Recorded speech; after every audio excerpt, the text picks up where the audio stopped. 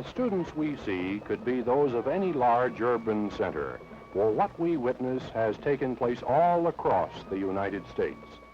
The events you are seeing depict the West High blowout of March 20 and March 21 in 1969. They present a non-sequential panorama of a social statement.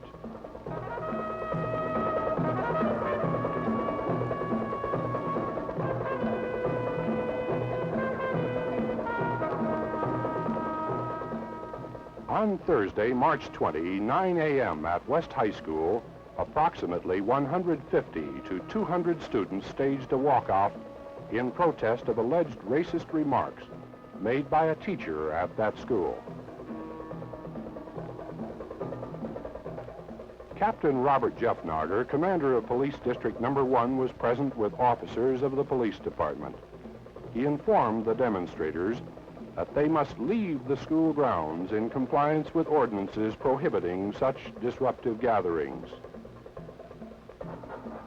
The picnic-like atmosphere moved with the crowd across the street into the sunken garden area. Demonstrations continued.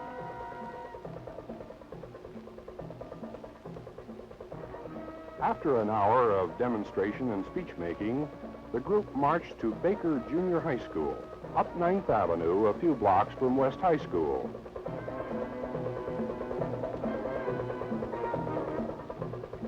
This move was calculated to gain support from the younger members of the neighborhood. Baker Junior High School doors were locked, but several outsiders entered and one window was broken.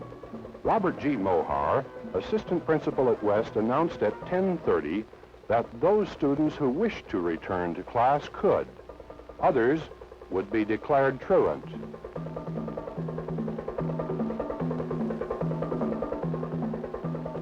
Marchers returned from Baker and congregated on the front steps of West High School. The official decision was to move demonstrators back to the sunken garden area as had been done 2 hours earlier. The police contingent now numbered from 25 to 30 men in full riot dress. A line of police officers moved into the crowd with professional precision. Order disappeared.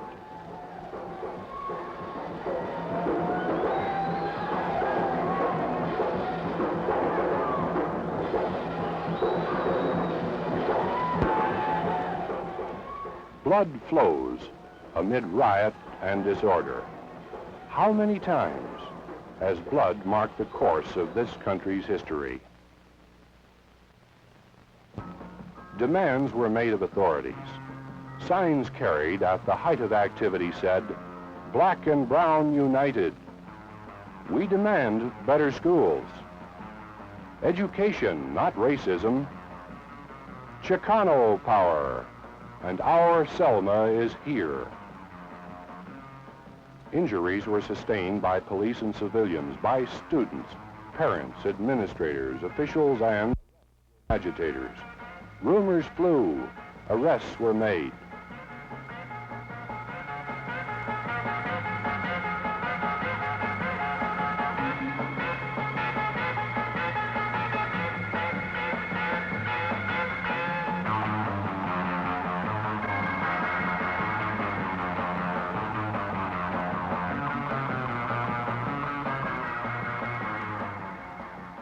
A rumor control center was opened to answer inquiries.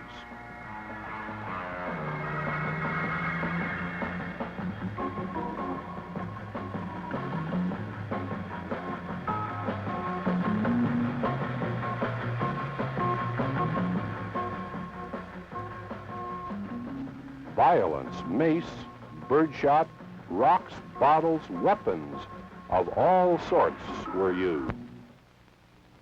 A contingent marched on City Hall. Here, students were matched by 50 police and sheriff's officers. 2 students, Archie LaForest and Lydia Patterson, were designated as spokesmen to confer with George Kelly of the mayor's office. Complaints of police brutality and substandard education were registered.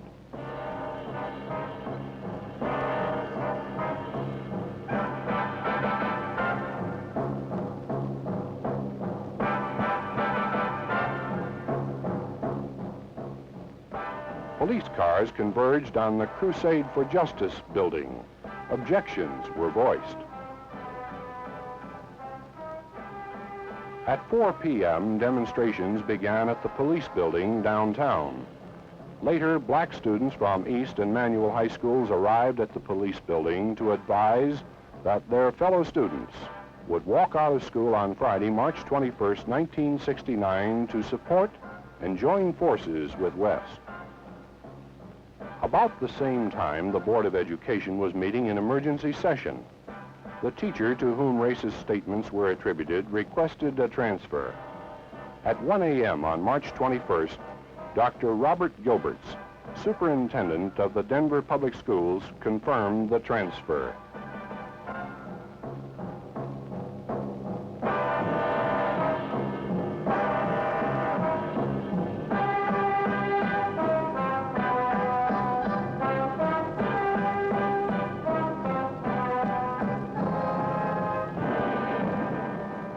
Beginning early Friday morning, March 21st, 1969, an estimated crowd of 700 persons, only half of them students and teenagers, challenged Denver policemen who lined the wide stone front steps of West High School.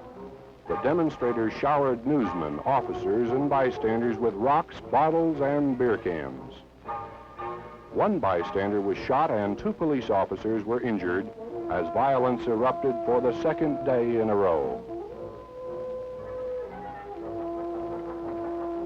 Shortly after 9:30 a.m., about 100 students and 150 sympathizers lined the curbing on the east side of Elati Street across from the school's main entrance. Another 100 persons roamed about the adjacent Sunken Gardens Park. More than 5 hours of scattered bottle and rock throwing ensued in the area.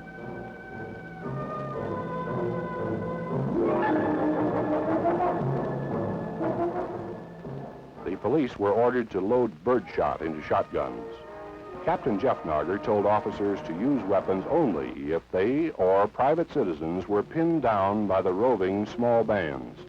Officers were instructed to fire low at feet and legs.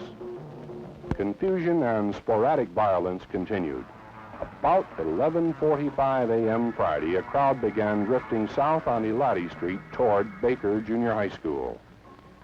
Police blocked streets in the line of the march. Reversing its direction, the crowd, which still numbered 700, marched to Lincoln Park at West 11th Avenue and Mariposa Street. Until 2 p.m., no arrests were made. The crowd disintegrated into small groups which wandered in different directions. Patrol vehicles shifted to observe movements. Rocks began to fly.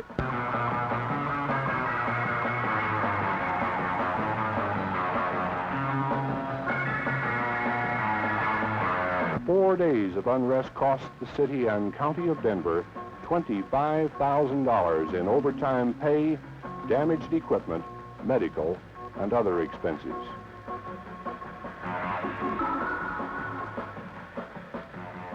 Charges and countercharges were heard. 2 positions were stated rather clearly. Captain Jeffnager gave a law officer's viewpoint.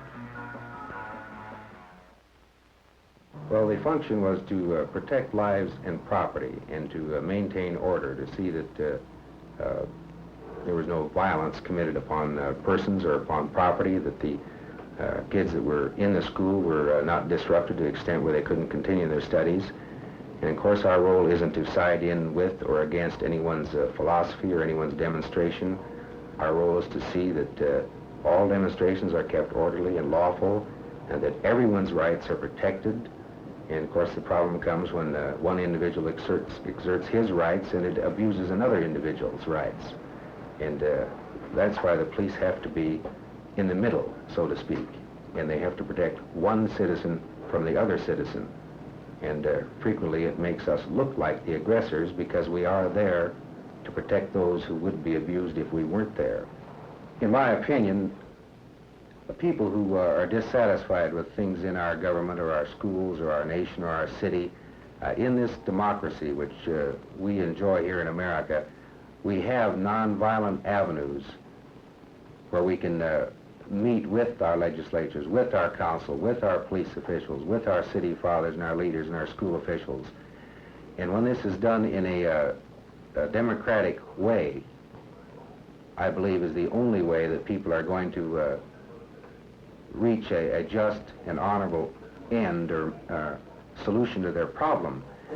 Because for them to riot or disrupt or destroy property just irritates the individual who's become the victim of these crimes, and it isn't going to make for peace and goodwill with the victim of the crime, with the person who's abused them. And I certainly can understand people who feel like they don't get any proper answer from their government or their police officials or their elected officials, because nobody can please everybody.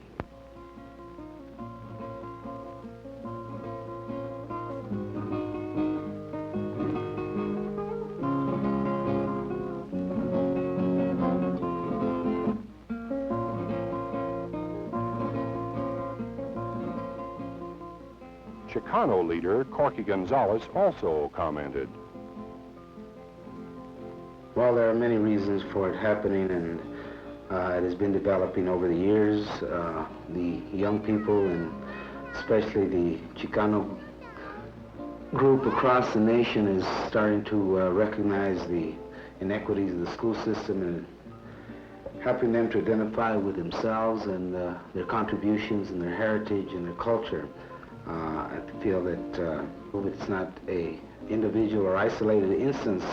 It is happening all across the country. It's happening especially all across the Southwest.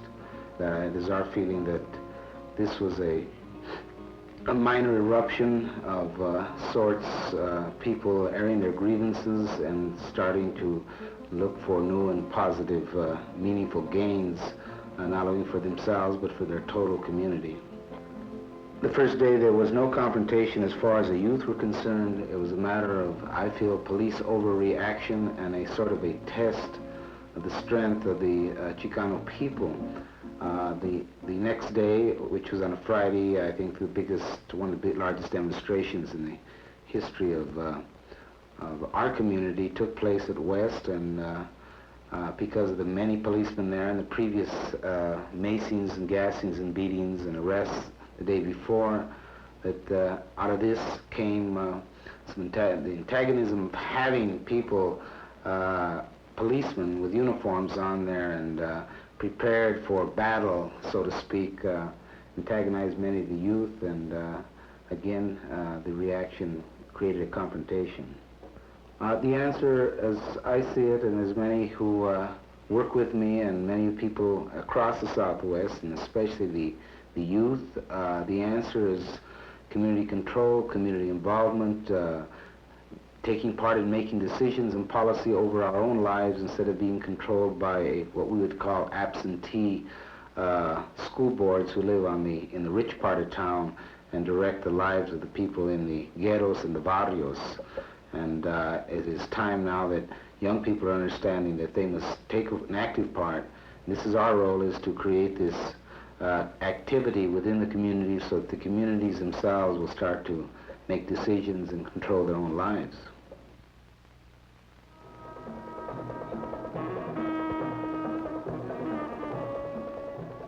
What began as a student protest grew into a major confrontation. Why? This film cannot answer that question. The answer lies within our human experience.